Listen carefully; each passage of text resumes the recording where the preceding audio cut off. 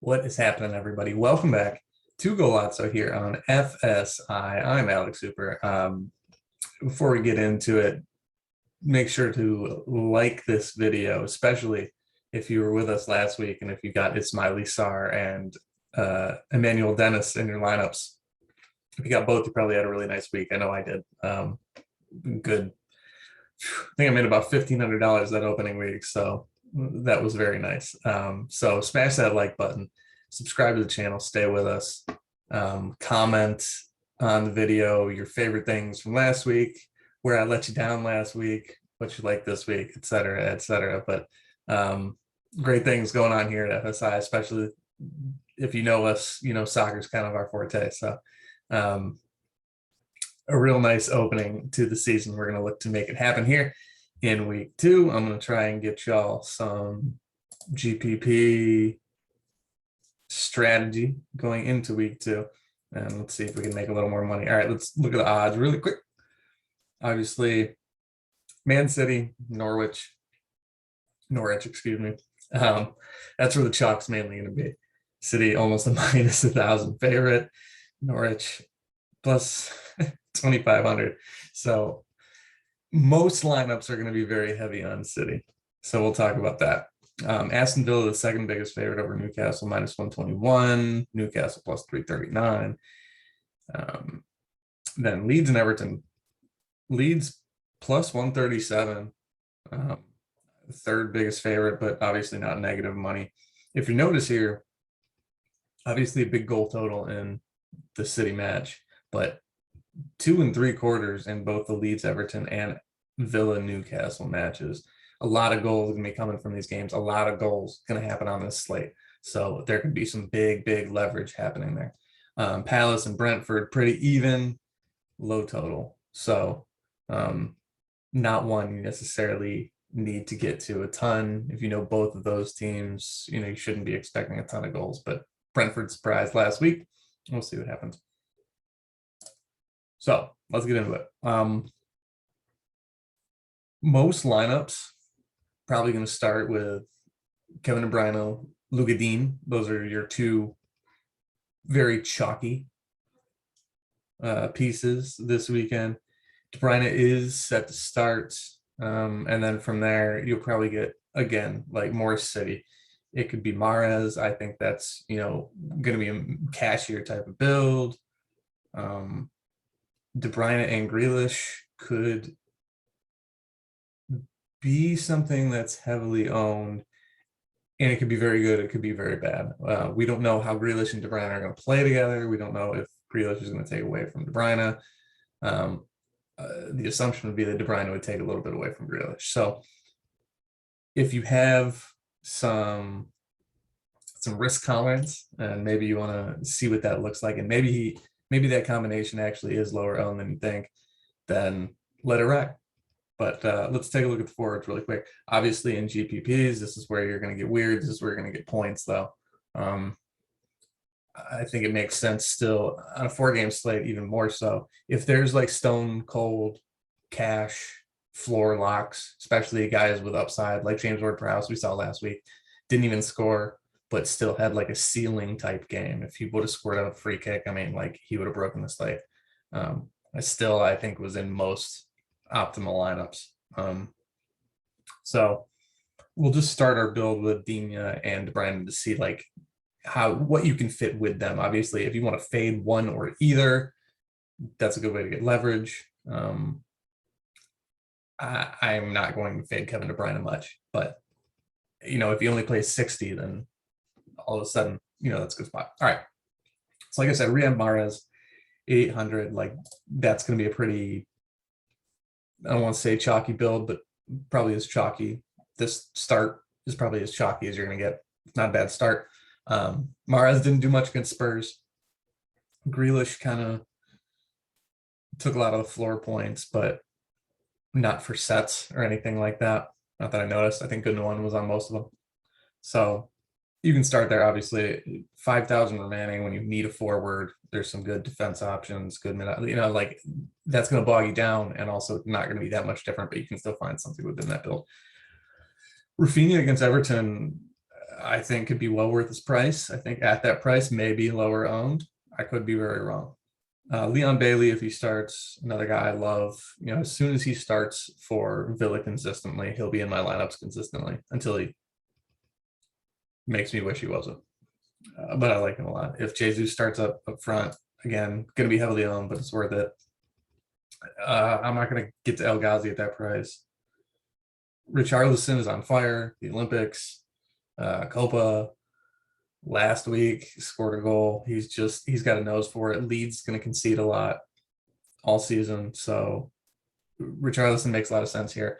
I would think as far as second forwards go, he's going to be as high owned as you can find. Ferran Torres could start up front again. You saw that worked against Spurs, but again, this is not Spurs. If City put up 5, it's going to be roulette, and you're probably going to need some. So I think before I go any further on the players, like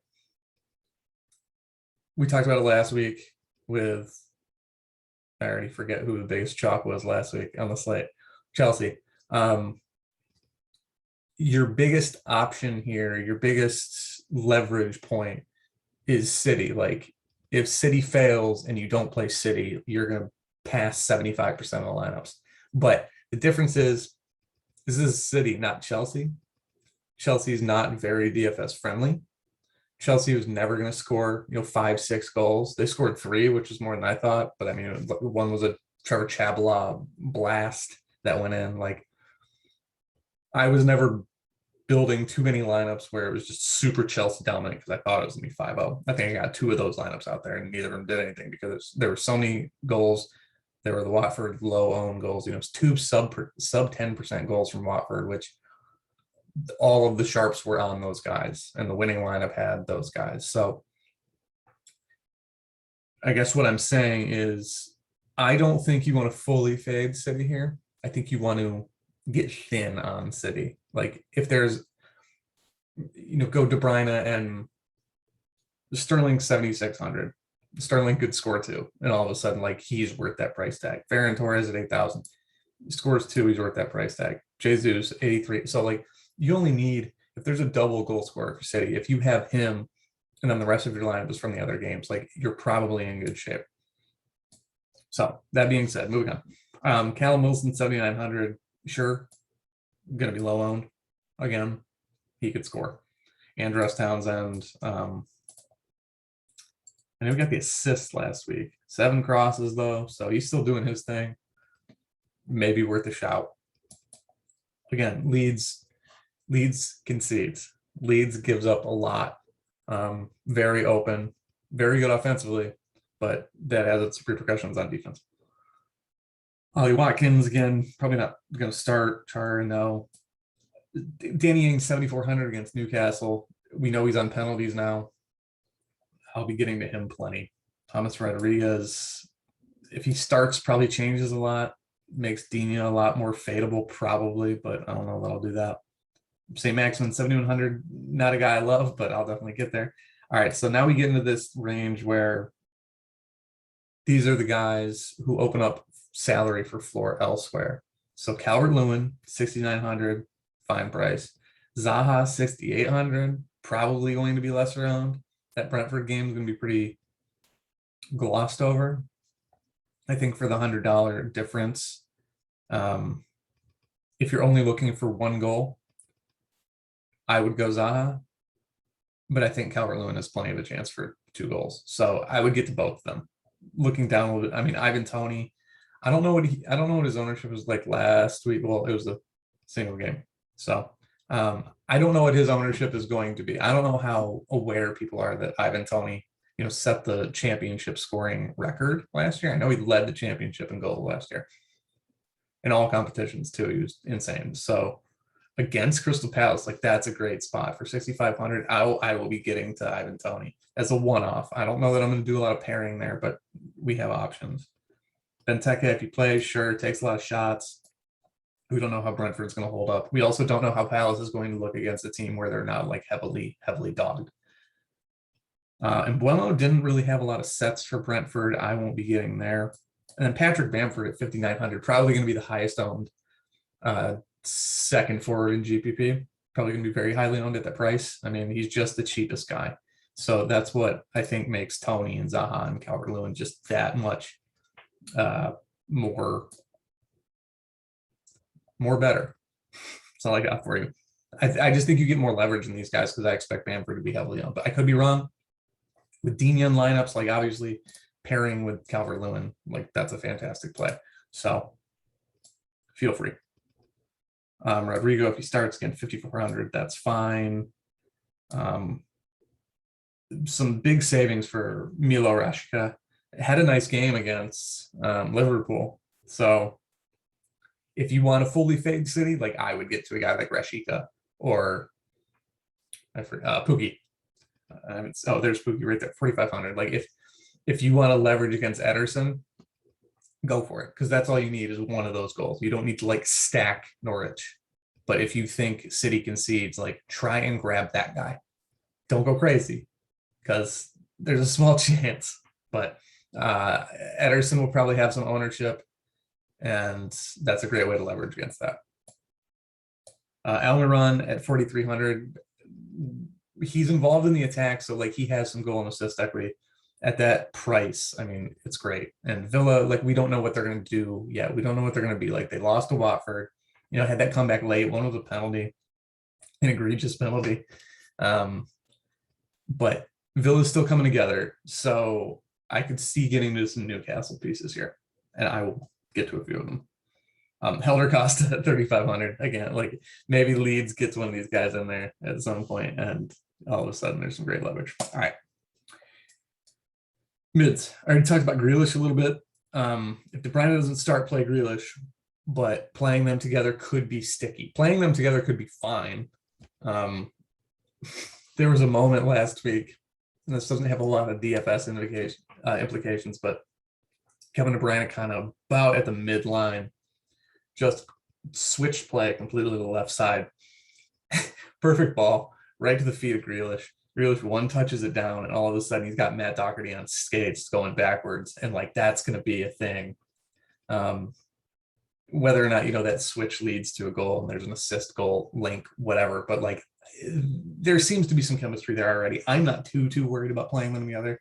That said, I don't know that I'm going to do it a ton.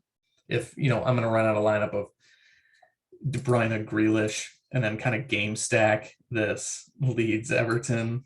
Let's see, Calvert Lewin, bam, bam. All right, can't do that. So that's a little heavy. I'd probably dump Richarlison here, put Bamford up there, and kind of get going. Like you can do it, but I don't know that it's optimal. All right, back to it. Talked about a lot of these guys. Emi Buendia was not great against Watford. Only went 72 minutes, 4 crosses and a shot. I mean, that's not horrible, but 8,600, you're going to need more. I don't know that he's a huge scorer, but he's got so much of a floor normally, and he did for Norwich. But again, like Villa's a question mark. They're the second biggest dog on the slate. Like I wouldn't get crazy.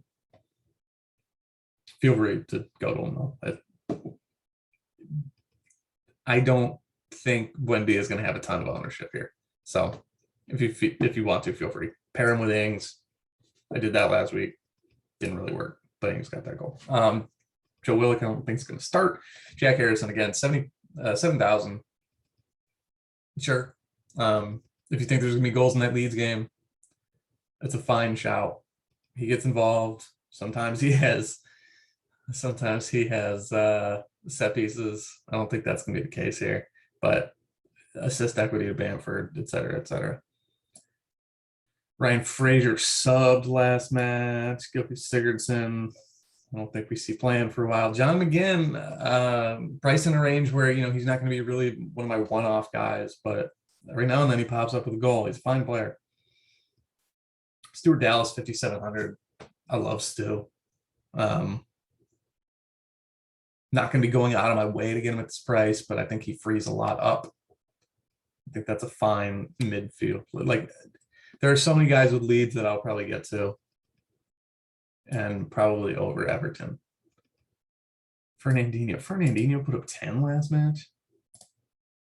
3 shots. Cross, 4 tackles. Man's a monster. An ageless wonder. I wouldn't get to him, but damn good player. I saw some sharps on Damari Gray last week. If he starts 4,900, I mean, like, sure, that's fine. Assist equity.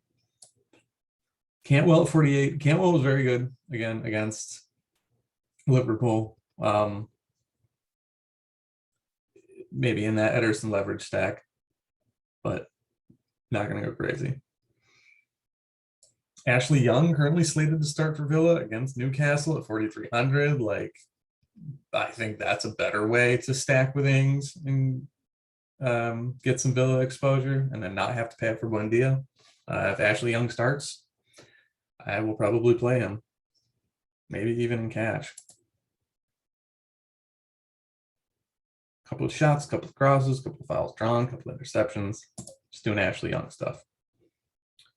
Lees Malou is a person with a jersey. Shelby didn't do much last week. Yeah, this is kind of a dead zone. I know Gator mentioned it. Calvin Phillips at 3,400. If he starts, probably not going to get you a ton, but if he does jump on some sets for Leeds, you're very happy with it at that price. Same with Riedewald. Watch Gator's video to get a little more on that. That's a nice cash play. All right, defense, really quick. Or not. Sergio Canos was the guy I talked about pairing with Tony. 7,000. You're essentially getting a forward, but you're getting a forward against a team who used to bunker. I don't know if they're going to under Vieira. He does take sets. Took, I think, all the sets for Brentford and then scored. At that price, it's a little wild. Like, you're essentially getting a forward out of this position, like I said. But at 7,000, I mean, Calvary Lewin is cheaper. Zaha is cheaper. Tony is cheaper. Bamford is cheaper. Like, you don't need to get there. If you think he's going to score a goal, like, give it a shout. Pair him with those other guys and just get a super upside lineup, I guess. But I don't love it. Cancelo, with the absence of Gundogan, I think gets more involved. I think he's a very good GPP play. Like, that might be my 1-2 is De Bruyne and Cancelo, and then, like, just get different elsewhere. Get those forwards, those cheap forwards, and hope for some upside. I think that's the way to do it. Even De Bruyne, Cancelo, one of the City guys, and then some of those cheap forwards, kind of rotate them with, you know, the defenders that match up, set takers that match up. Matt Ritchie, fantastic for Newcastle last week. Same with Jacob Murphy at that price here. Like, maybe Ritchie and cash, but I don't think that's going to make a lot of sense. Ben Mendy at 5,200 was crossing quite a bit against Spurs. Spurs kind of were trying to force Mendy to make mistakes, so he had a lot more of the ball. Like, tactically, that's what they were going for. If you watched, like, Nuno was kind of trying to filter the ball back to Mendy and have him give it up in possession, and that's kind of how their high press was working. I don't know that Norwich is going to try that, so I don't know how involved Mendy's going to be, but 5,200, like, relative to Cancelo for cash, probably a better shout. Speaking of cash, Matty Cash got priced up 1,400. He was 3,700 last week.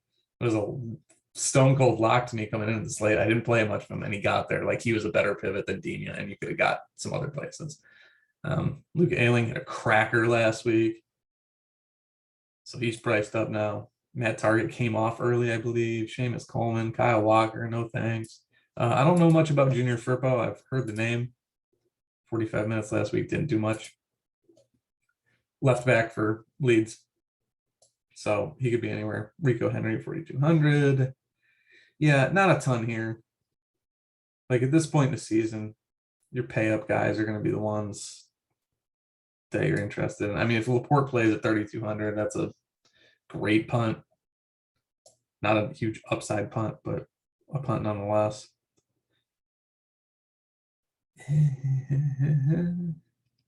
Yeah, I mean, once you're down here, like, yeah, just take Yerry Mina and hope for a header.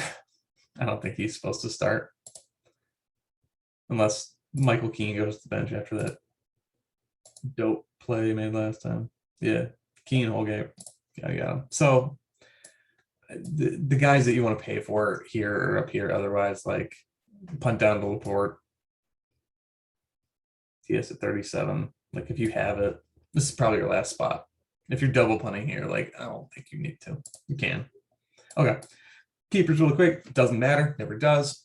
But the two best keepers are right here, 59, 55. For the leverage and the barely any savings, Emmy Martinez at 5,500. Per usual. Probably my favorite on the slate. I wouldn't touch Meslier. Gaeta at 4,900 is fine.